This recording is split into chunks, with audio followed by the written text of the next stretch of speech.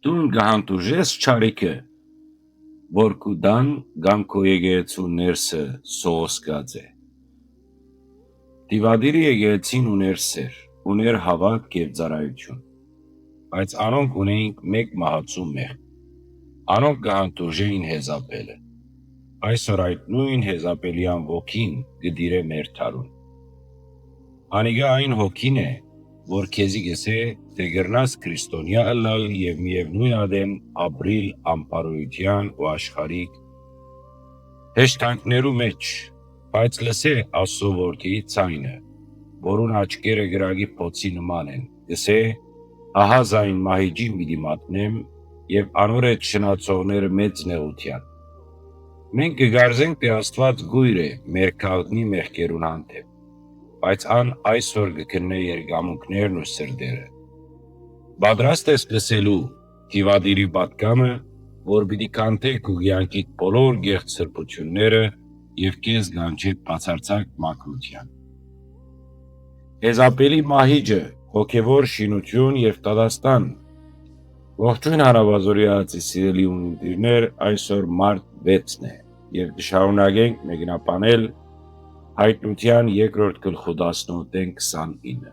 Սիրեիներ, այսօր դերը գտիմե Տիվադիրի եկեղեցվո ներկայանալով որպես Աստծո որդին։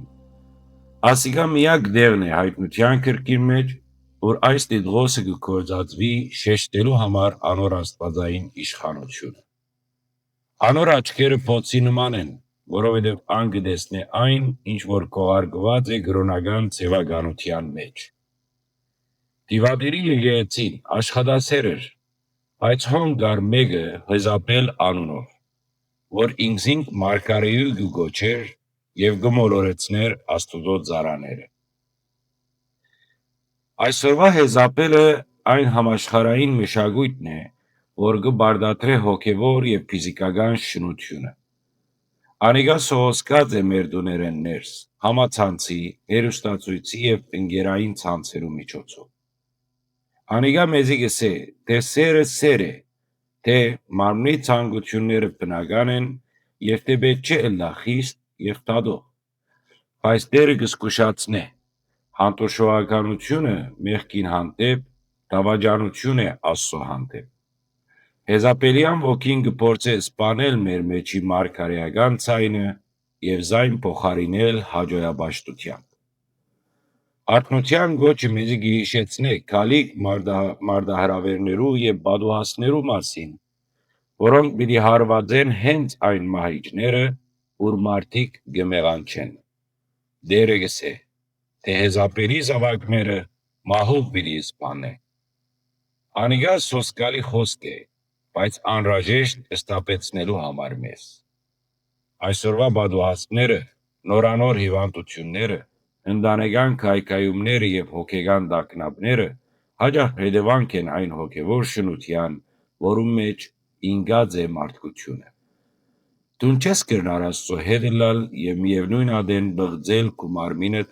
ու հոգիդ աշխարհի գուրքերով։ Մարգարեական պատգամը հստակ է։ Դերը պիտի տադե յուրաքանչյուրը ըստ իր գործերուն։ Անոնց, որոնք չեն գիտեր սատանայի խորունկ բաները, դերը գսե, ուրիշ բեր պիտի չտնեմ ձեր վրա, միայն թե ինչ որ ունիք, ամուր բռնեցեք մինչև որ կամ։ Այսօր մեր միակ բարդականությունը մեր սրբությունը ամուր բռնելն է։ Աշխարհը մեզ մե պիտի բանջե ավելի ու ավելի զիջիլ, բայց մենք պետք է անսասան մնանք։ Մի փնտրեք սատանայի խորունկ քաղաքները կամ այսօրվա քաղաքնի գիտությունները, այլ գարչած մնացեք Քրիստոսի բարձ ու մաքուր խոսքին։ Հաղթողին դերը խոստացած է մեծակույն իշխանություն։ Անոր իշխանություն պիտի դամ գսե հետանոսներուն վրա եւ պիտի դամ արավոդյան աստղը։ Արավոդյան աստղը Հիսուս Քրիստոս ինքն է։ Եթե դու այսօր գմերժես Հեզապելի գեղձ լույսերը, դու պիտի ստանաս հավիտենական լույսը։ Մեր օրյա տագնապներու մեջտեղը հաղթողը ան է, որ իր հագուստները չէ բղծած աշխարհի աղտերով։ Անոր դրված երկատե քավազանը խորհրդանիշն է այն հաղթանակին, որ պիտի ունենանք չարիքի ուժերուն վրա։ Այսօր քեզի գողվի հարցը. քու կյանքիդ մեջ կա հեզապելմը, որուն դու գահանտուրժես, գա մեղքմը, որում մասին ոչ ոք գիտե, բայց որ դերը գտեսնե իր գրագի աչքերով։ Ապաշխարության ժամանակի հիմա է, նախքան մահիճի մատնևիլը։ Պատրաստվե, որովհետև դերը կգնե սրդերը։ Միայն անոնք, որոնք մաքուր են սրդով, պիտի տեսնեն Աստված։ Լսեցեք, ինչ որ հոգին գսե եկեղեցիներուն. սրբեցեք ձեր դուներն ու հոգիները, որովհետև Աստծո որդին կմոտենա։ Ամեն։